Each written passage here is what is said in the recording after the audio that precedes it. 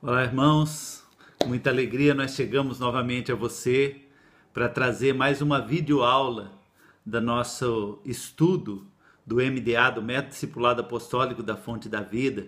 Hoje estamos começando o D3, né? Vai ser a primeira aula do D3 e nós trazemos a você com alegria, representando aqui o apóstolo César, a bispa Rúbia, né? Nossos líderes, e toda a visão da Fonte da Vida, da qual nós somos encarregados aqui de compartilhar com os irmãos, especialmente aqui de Londres. E então nós vamos hoje ministrar a primeira aula, que é a restauração apostólica, né? Vamos fazer uma oração e daí nós vamos então começar nossa aula. Senhor, pedimos que o Teu Espírito Santo abra o nosso entendimento nessa hora, para que possamos, Senhor, aprender a Tua palavra, compreender e receber como revelação nas nossas vidas. Que essa aula venha não apenas nos encher de conhecimento, mas trazer mudança, transformação, Pai, em nós, à medida que estudamos a Tua palavra, em nome de Jesus. Amém, Senhor. Amém. Então, você pode abrir a sua apostila aí na página 6 e 7, né? Na página 6 tem aí o título da aula, Restauração Apostólica, e o versículo de 1 Coríntios, capítulo 12, versículo 28, que diz: a uns estabeleceu Deus na igreja primeiramente apóstolos. Então nós vamos começar a entender um pouco o que é a visão apostólica. Por que que a igreja Fonte da Vida é chamada uma igreja apostólica? Não é simplesmente porque temos o nosso líder, né, César Augusto, com o título de apóstolo. Não, o título de apóstolo foi um reconhecimento, né, que o nosso apóstolo recebeu por ele ser um apóstolo. Esse reconhecimento foi dado por meio da coalizão internacional de apóstolos, né, cujo presidente é o apóstolo Peter Wagner, um homem reconhecido no mundo todo, e muitos outros apóstolos por todo o mundo fazem parte dessa coalizão e reconheceram o ministério apostólico do apóstolo César Augusto e da bispa Rúbia, e então os reconheceram, os ungiram como apóstolo. Mas o apóstolo César, no caso, né, exerce essa função apostólica justamente porque Deus o levantou, né, com a visão apostólica, o levantou como o líder da igreja apostólica Fonte da Vida, e deu essa revelação, esse entendimento da visão apostólica, né, a qual nós temos aprendido com ele, graças a Deus, e vamos transmitindo aos irmãos dentro daquilo que o Espírito Santo vai falando conosco também. E nessa lição especificamente, nessa apostila, na terceira apostila, e na lição, primeira lição, fala exatamente sobre isso, a restauração apostólica. O que é a restauração apostólica? Na página 7 está escrito aí: de tempos em tempos, uma verdade fundamental perdida do Evangelho tem sido restaurada. Quando é Deus quem faz isso acontecer, a verdade que está sendo restaurada é recebida com júbilo, né? Como está ali em Esdras 3, 12 e 13, que fala: muitos dos sacerdotes e levitas e cabeças de famílias, já idosos que viram a primeira casa, choraram em alta voz, de maneira que não se podiam discernir as vozes de alegria das vozes do choro do povo. Nós vemos na palavra de Deus, amados, os irmãos veem, a gente estudando a palavra de Deus, nós vemos que várias vezes houve momentos em que Deus fez uma obra de restauração no seu povo. Isso é, Deus trouxe o seu povo de uma condição que havia perdido a revelação de algumas verdades, e Deus então foi conduzindo o seu povo e trazendo essas revelações. Um dos momentos foi justamente esse de Esdras, Neemias, que foi a época ali da restauração após o cativeiro da Babilônia, né? Essa restauração aconteceu ali, né, por volta do ano 500 a.C., mais ou menos ali, e envolveu esses que eu já falei, Esdras, Neemias e vários outros que a palavra de Deus fala, mas Deus então foi trazendo revelações aonde verdades iam sendo restauradas e consequentemente ministérios, obras, ações que haviam sido perdidas, né, que o inimigo agiu e destruiu, roubou do povo de Deus. Então o Senhor trouxe a restauração. E nós cremos que o Senhor está operando uma restauração na sua igreja, no decorrer dos anos. E uma restauração a mais gloriosa de todos os tempos, que vai culminar com a volta do Senhor Jesus para a sua noiva restaurada, sua noiva linda, a igreja do Senhor, aperfeiçoada, santificada, purificada, madura, né? Então essa é a restauração mais forte de toda a história. Nós temos o privilégio de estar vivendo. E aqui está falando, usando esse exemplo da restauração de Esdras ali, né? Do templo e do muro de Jerusalém. Fala aí, os que haviam conhecido a verdade que estava sendo restaurada choravam de alegria. O povo que a estava recebendo pela primeira vez gritava de júbilo. A restauração traz alegria e júbilo, né? Por exemplo, lemos sucessivamente nos livros de Crônicas e de Reis que se um determinado rei se afastava da palavra de Deus, então um sacerdote ou um profeta o fazia lembrar de que havia um Deus em Israel. Procurando no templo o registro de quem era esse Deus, restaurava-se, como aconteceu com Josias, em 2 Reis 22:8, né? Restaurava-se então o culto, a ordem sagrada dos sacerdotes, os levitas, tudo aquilo que para aquela geração pareceria uma novidade, mas nada mais era do que a restauração de uma verdade esquecida. Na ótica de Deus, a igreja que possui uma visão completa do propósito divino é a igreja apostólica. Esta é uma verdade... Um minutinho aqui. Fechou aqui, ó. Essa é uma verdade esquecida do nosso tempo.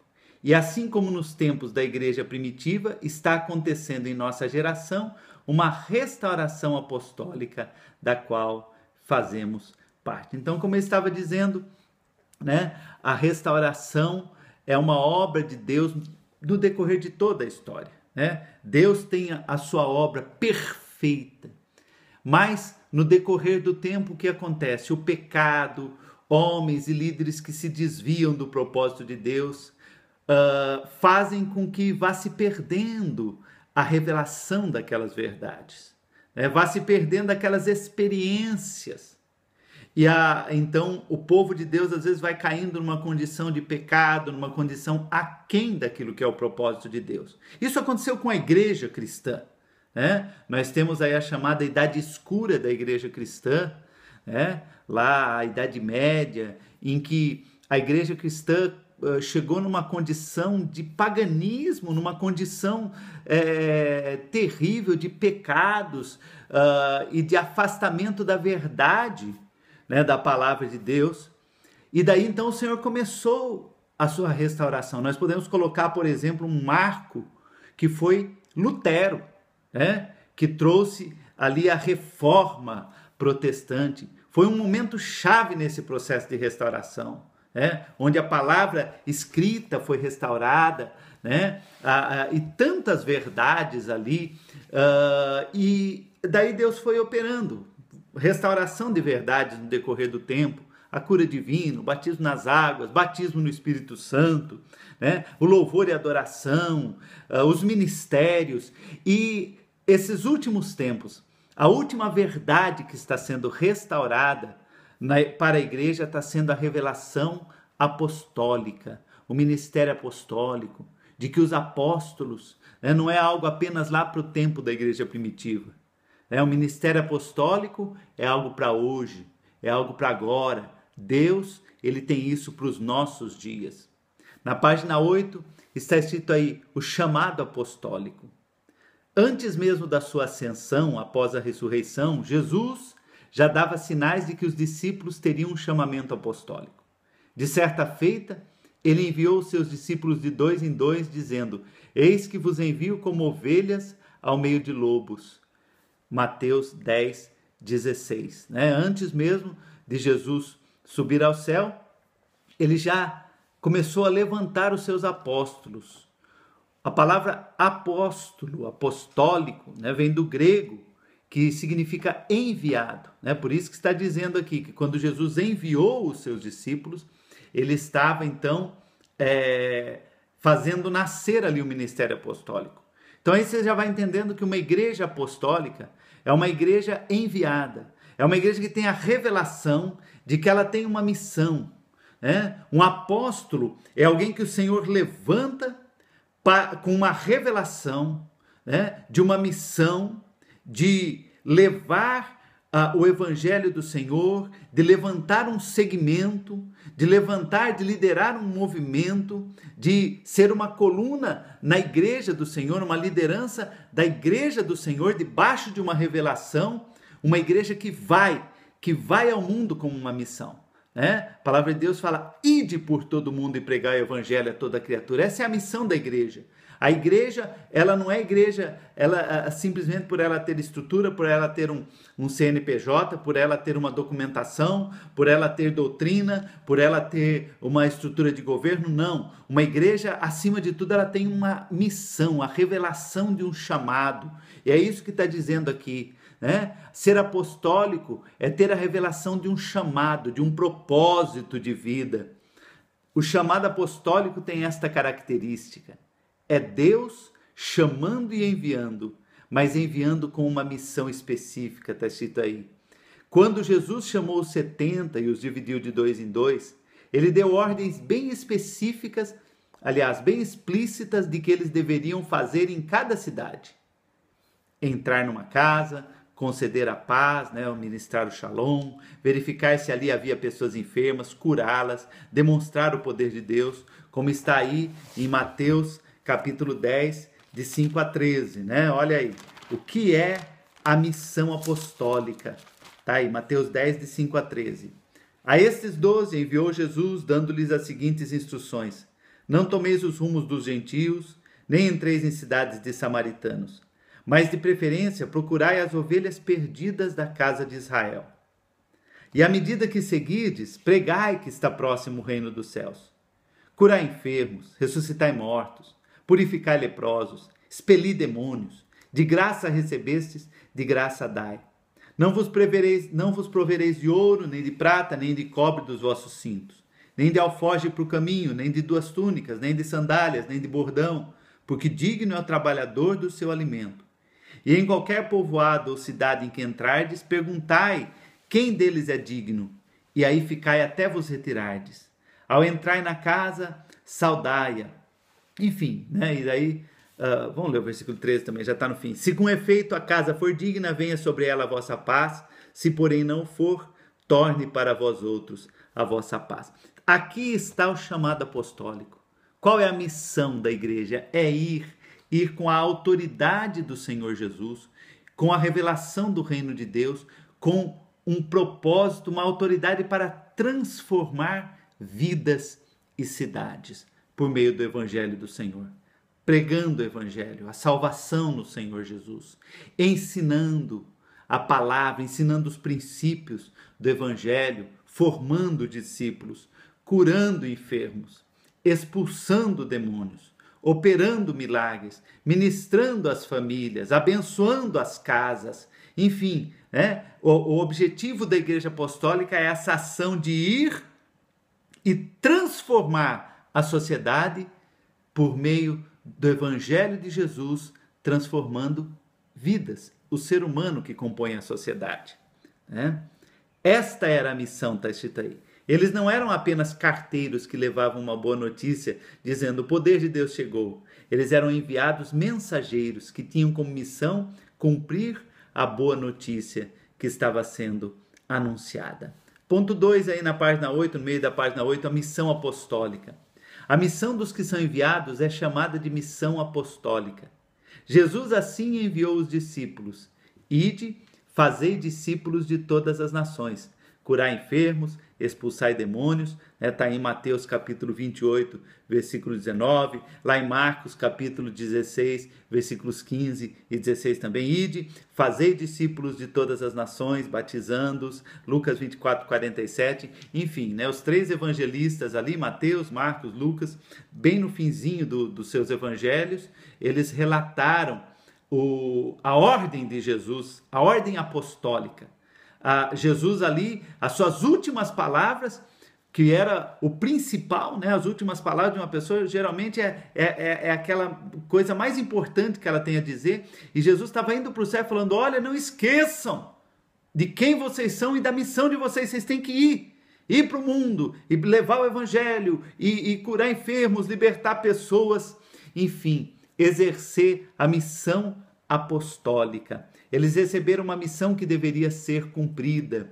Foram transformados em missionários ou apóstolos, para a palavra de origem grega, que em português quer dizer enviados, como eu falei.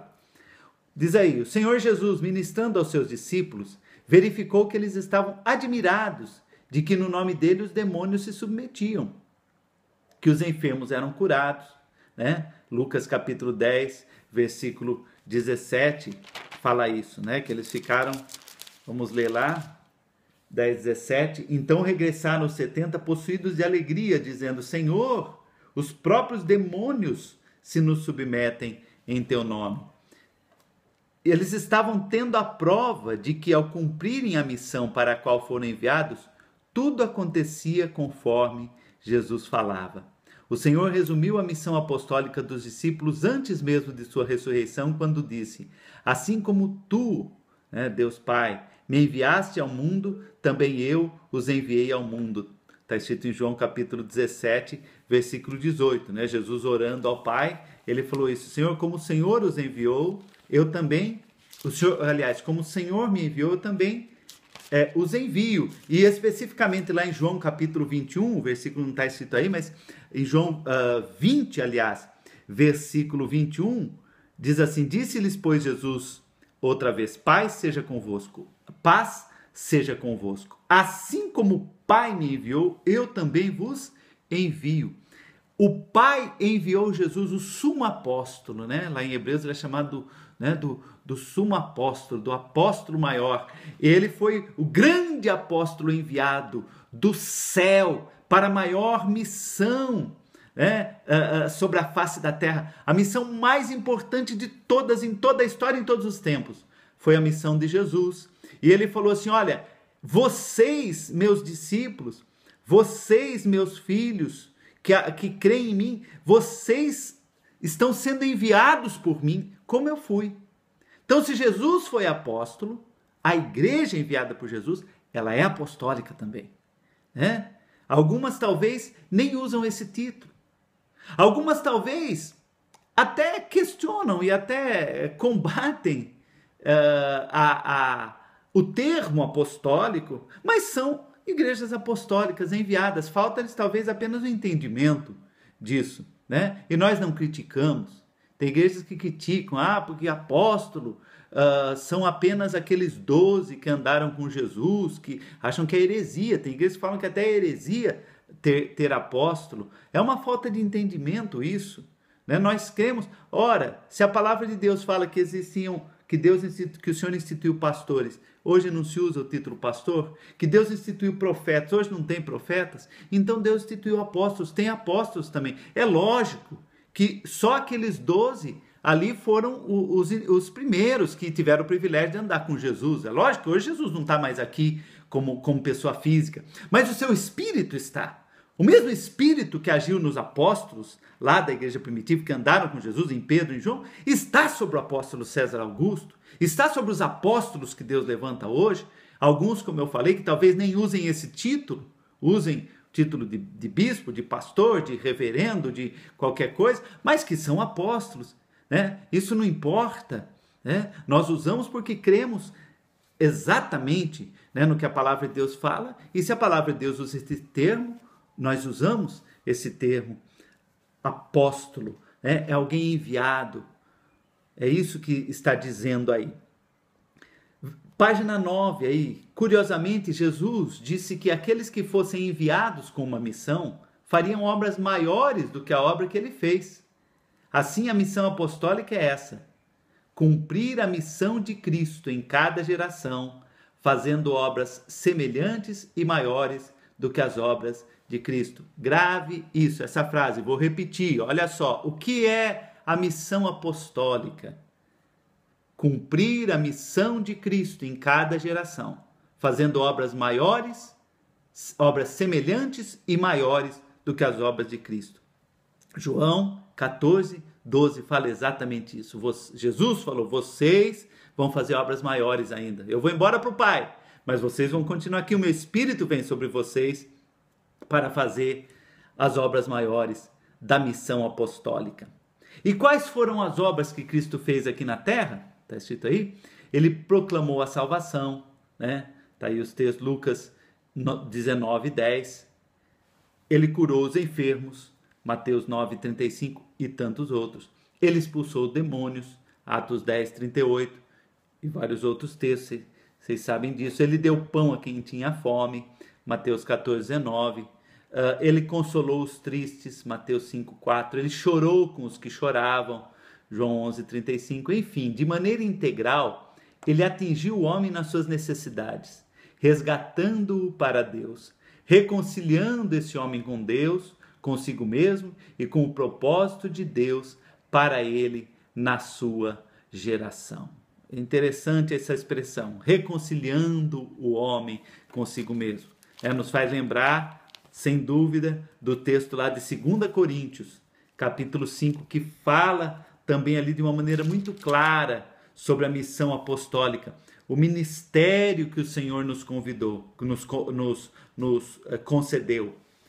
Diz aí, 2 Coríntios 5,18. Ora, tudo provém de Deus, que nos reconciliou consigo mesmo por meio de Cristo e nos deu o ministério da reconciliação. A saber, quer dizer, isto é, que Deus estava em Cristo, reconciliando consigo o mundo, não imputando aos homens as suas transgressões, e nos confiou a palavra de reconciliação, de sorte que somos embaixadores em nome de Cristo, como se Deus exortasse por nosso intermédio. Em nome de Cristo, pois, rogamos que vos reconcilieis com Deus. Qual é o propósito do Senhor para a terra, para todos os seres humanos? Hoje somos mais de 7 bilhões de seres humanos, de pessoas sobre a face da terra.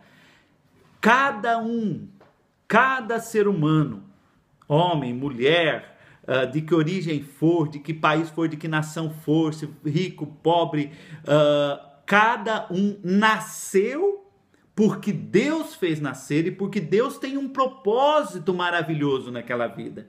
Que aquela pessoa possa ser seu filho, viver um relacionamento com ele, viver em intimidade com o Pai, por meio de Jesus, entregar a sua vida a Jesus, que é o único caminho, é o único instrumento de salvação. Jesus é o caminho, a verdade e a vida. Jesus é o mediador. Então, é esse o propósito de Deus. Cada ser humano, cada pessoa que você vê na rua, cada pessoa da sua família, Deus quer reconciliar-se com aquela pessoa. Jesus veio para promover essa reconciliação, desfazendo o poder do pecado. Jesus veio, diz aqui, Deus estava em Cristo reconciliando o mundo, não imputando aos homens as suas transgressões. Jesus veio, condenou o pecado na sua carne, lá no sacrifício da cruz, desfez o poder do pecado. Todo aquele que crê nisso recebe esse livramento do pecado que causa a separação de Deus. Então ele está livre para reconciliação, para voltar a ter amizade com Deus. Deus quer ser amigo de todos os seres humanos. E essa é a missão apostólica da igreja, é promover essa reconciliação, é levar o evangelho de Jesus, as boas novas de que Deus ama todo ser humano e quer restaurá-lo, e quer salvá-lo, quer curá-lo, levar essa mensagem através da pregação, através do testemunho, através da ação ministerial da igreja, através do ir, dos relacionamentos, de toda a ação da igreja. Isso é missão apostólica, enviado, ir, a igreja a fonte da vida, tem esse entendimento, né? O Senhor levantou o apóstolo César e a apóstola Rúbia com essa autoridade para serem líderes de uma geração, de um movimento, de um segmento de milhões de pessoas, né? Em nome de Jesus, que vão cumprir esse propósito do Senhor, que vão ser preparados dentro de uma igreja, vão ser alcançados pela salvação, preparados na igreja, né? Para serem ministros, para agirem dentro do mundo, promovendo essa reconciliação. Essa é a visão apostólica. É por isso que somos apostólicos. Essa é a missão apostólica. Aí, no meio da página 9, fala quatro objetivos, né? Divide essa missão em 4 pontos. Aí, primeiro, a igreja, né? Fonte da vida, que é, na verdade, diz aí, né? A missão da igreja do dia de hoje é a mesma dos primeiros apóstolos. A igreja fonte da vida se espelha lá na igreja primitiva. E o que era? Quais eram as missões? Qual era o propósito da igreja primitiva e da igreja fonte da vida? Primeiro, louvor e adoração a Deus. João 4:23 fala que Deus procura verdadeiros adoradores que o adorem em espírito e em verdade. A igreja fonte da vida, ela é uma igreja adoradora. É chamada para adorar ao Senhor. Por isso, valorizamos tanto o louvor, a adoração. Nós temos o entendimento que Deus quer ser adorado na sua igreja. Então, a igreja fonte da vida, ela busca cumprir essa missão. Segundo, de comunhão no corpo de Cristo. Aí em João capítulo 13, é o texto que está aí, versículos 34 e 35, vamos ler lá. João 13, 34, 35, diz assim: novo mandamento vos dou. Jesus está dizendo que vos ameis uns aos outros, assim como eu vos amei, que também vos ameis uns aos outros.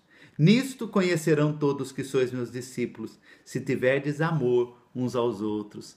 O amor é o ato mais importante, a coisa mais importante está escrito lá em João, aliás, em 1 Coríntios capítulo 13. Então, é uma igreja que se ama, que tem comunhão, que tem relacionamento, né? Nós cremos nisso e pregamos isso e promovemos a comunhão, o amor, não a crítica, não a condenação, não a divisão. A Igreja Fonte da Vida trabalha pela comunhão. Mesmo sendo um segmento, como tem outros segmentos, né?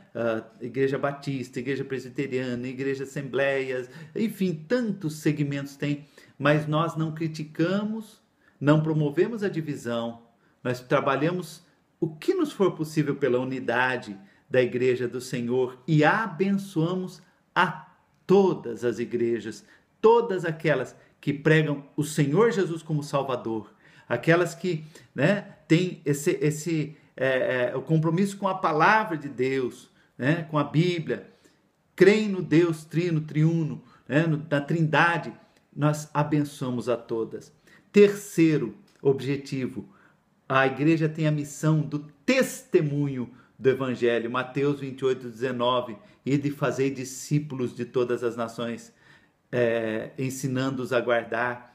Vamos ler lá, estou aqui falando aqui, mas para usar os termos exatos aqui, né? Que eu estou misturando aqui já de Mateus com Marcos. Mateus 28:19, ide, portanto, fazer discípulos de todas as nações, batizando-os em nome do Pai, do Filho e do Espírito Santo, ensinando-os a guardar todas as coisas que vos tenho ordenado.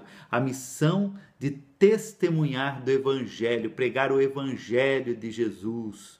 E por último, de desfazer as obras do maligno. 1 João 3,8 diz: para isso se manifestou o Filho de Deus, para destruir as obras do diabo.